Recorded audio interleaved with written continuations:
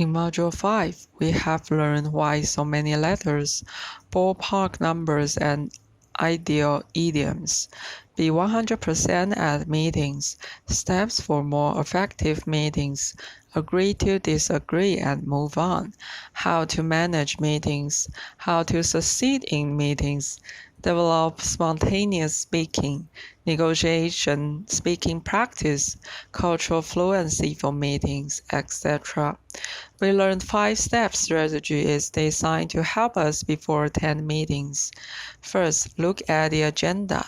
For each item on the agenda, assess our schema, review it, and we are going to access all of our previous experience, our education, everything that we can bring to the table. We also will want to brainstorm what might be discussed and take notes. We'll think about the information that might be discussed based on the state's objective of the meeting. This will warm up our brains so that we are ready to understand. The third step is to plan how we will take part. Take notes on what our role will be during the meeting. What comments or questions or concerns do we have? And how do we want to express them? When will we speak? And what point will it be our turn to engage in the meeting? The fourth step is show up a little early, engaging small talks with coworkers. The fifth step, right before the meeting, take a moment to collect ourselves, breathe and take that time to relax. And what can we do during the meeting? First of all, we need to really listen.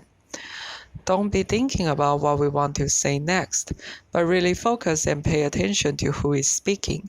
We will take notes on what others are saying when it is our turn to speak.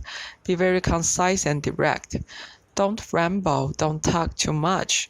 We want to say exactly what we need to say. We don't want to waste anyone's time. We want to make sure our point is made clear. When it comes to leading the meeting, we want to state the objective at the very beginning. The objective might be that we are going to gain alignment, inform, or make decisions. And whether that objective is stated directly right at the beginning of the meeting, we will want to use the power of a pause. Reframe the way we think about pausing. Taking the time to pause when we have the floor when it's our turn to speak can be very powerful. It is a static that can make people listen. And pauses are also used to give everyone a chance to consider, even if we are using a pause to think of the right word or what we are going to say next. The other attendees don't need to know that when we are leading, we need to speak up, talk loud enough for everyone to hear and understand, and enunciate clearly. Make sure to pronounce every word. This also helps us sound more confident when we speak up. Speak clearly and loudly. And you will ask about what if we freeze? What if someone asks us a question or asks us for our input and we are not ready? We do have options. We can ask them to repeat what they said. We can say, sorry, what was that? We can also get time to think by saying, sorry, let me think about this for a couple of minutes. Can we circle back to me in a bit? We can also say that we can't respond right now. We could say, sorry, I don't have that information right at this minute. I need to look at the contract more carefully. I'll have the answer by the end of the day.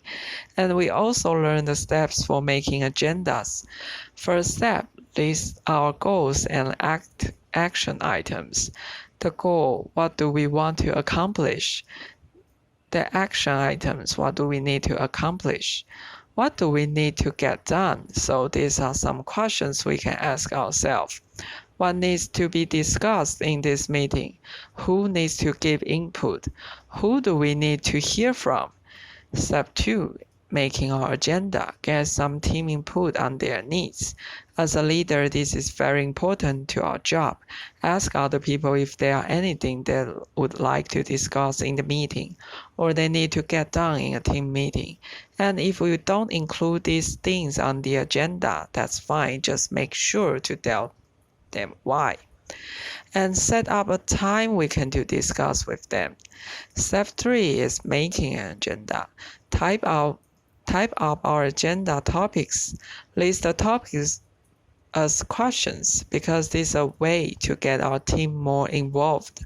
So even before the meeting begins, team members are already thinking about how are they going to answer this? What are they going to give we or add to answering these questions? Step 4, when we are making the agenda, know the purpose for each topic. We can ask that, are we making a decision in the meeting? Or are we just getting input for later decision? Are we just getting information or do we need their input so we can adjust timelines? And to know the above, it's very important to try and be realistic about the agenda. If we want other people to be talking, then that's going to take at least, for example, 15 minutes. So we need to be realistic when we put the time allotted. And when we go through the meeting, try to stick to this time as much as possible. That's what we learn in Module 5.